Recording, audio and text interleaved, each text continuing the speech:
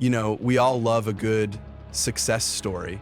The ones, a college dropout builds a multi-million-dollar company out of a garage, or someone goes from couch surfing to selling out stadiums. It's inspiring, right? But here's the thing they don't tell you in the highlights. It almost never starts big, like ever.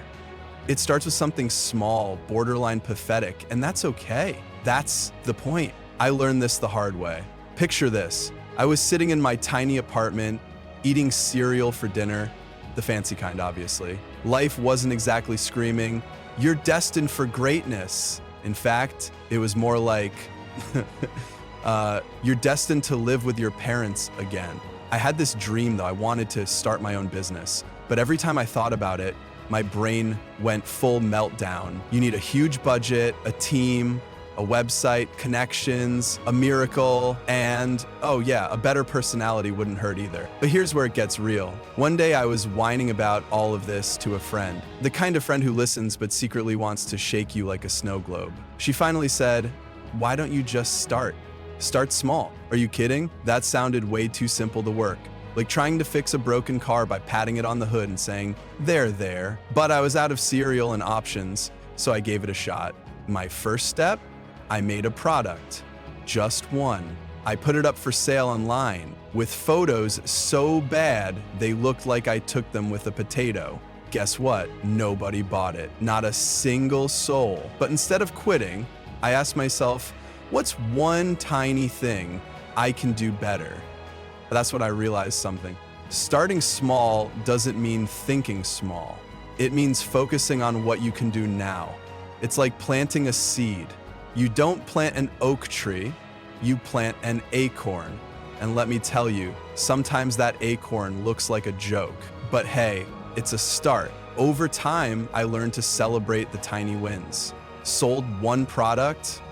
Amazing, that's one more than zero. Got any likes on my Instagram post? Yep, just one. It was my mom, but still, progress. And the more I celebrated, the more I wanted to keep going. Momentum is addictive, you guys. Now let me pause for a second because I know what some of you are thinking. Starting small sounds nice, but what if it takes forever? Great question, and let me hit you with some truth. It might take a while. But here's the secret sauce. It's not about how fast you grow, it's about showing up consistently. That's the real magic. That's the way you get better. You don't just get better with the mechanics of playing the instruments you currently are. Sometimes failure is just, easy phone. I'll give you an example. You ever see someone at the gym lifting tiny weights? You're like, oh, good for them. And then 6 months later, they're benching like a small car. That's what starting small does. Builds strength, not just physical, but mental, emotional. For me, starting small taught me resilience. It taught me to stop obsessing over the end result and start falling in love with the process. Like, okay, maybe my dream was to run a marathon, but first I had to stop gasping for air after climbing one flight of stairs. Baby steps, right? And let's not forget, starting small comes with perks. Less pressure, fewer people watching, and honestly, if you screw up, nobody's gonna expose you because you're not a celebrity, or are you? Anyways, it's like being in stealth mode. You can experiment, fail, learn, and nobody cares. It's liberating. Fast forward to today, and things are, well, not cereal for dinner anymore. It grew into something I'm proud of. But let's be clear, I'm not special. I didn't have insider connections or a secret playbook. I just started small and kept showing up.